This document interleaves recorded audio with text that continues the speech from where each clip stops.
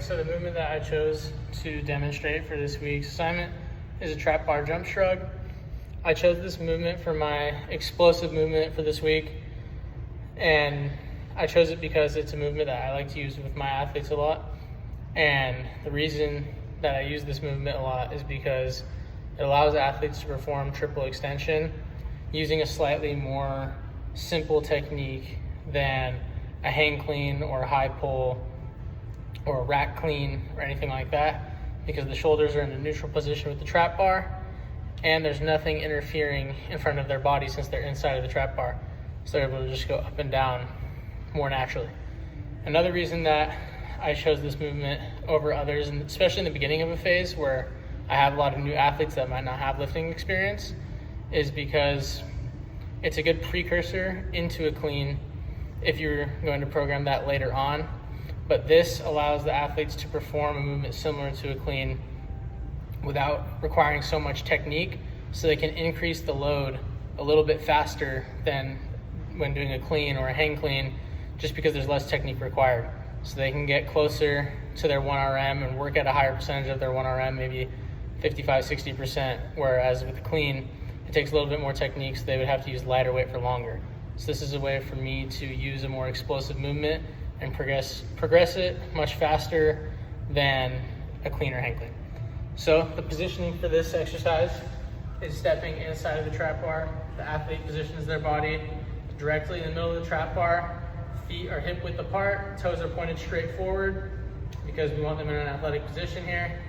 And then to get into the starting position, we're gonna flex the knees and the hips at the same time. Arms are fully extended, chest is puffed out, shoulders are pulled back, keeping the core tight to keep the back straight. So that's how we're gonna start. Before athletes go into the jump shrug, I always like to make sure they can do a trap bar deadlift first. So the starting position for each one is the same. So bent knees, flexing the hips, shoulders are back, chest is puffed out, core is tight, just a regular trap bar deadlift here. And then from this movement to execute trap bar jump shrug, we're gonna go with that starting position. The athlete is going to perform triple extension explosively. So we're gonna extend the knees, extend the hips, and once we get the bar to about the mid-thigh, we're also going to perform plantar flexion with the ankles to get up onto the toes. And if we're using a light enough load, we can actually get up off of the ground a couple of inches, but up on the toes is also fine, depending on the load. As we go up, the shoulders stay back, the chest stays puffed out, core stays tight to make sure we keep a neutral spine. And once we're going up onto the toes, we're gonna shrug the shoulders up, slightly bending the elbows to get that weight as high off the ground as we possibly can. So it's gonna look something like this.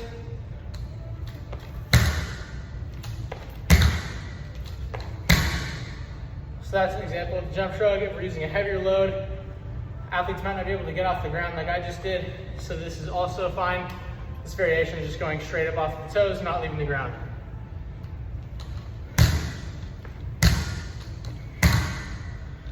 So that's how you do the trap bar jump shrug. And again, I typically use this as a precursor to a clean, to a hang clean, simply because the technique is easier to perform and it's easier to use a heavier load as a beginner lifter. So with a fall sport, while they're in season, when I don't have time to necessarily teach a full clean progression, because I'm only seeing them maybe once a week on a travel week where they're not with me, I'll use this instead because it's much simpler, easier for them to perform, and we can still use a good amount of weight, increase the load over time, and get more explosive. And then once we hit the off season, that's when they already know how to explode with a bar off of the floor and get that first shrug like a high pull with a bar.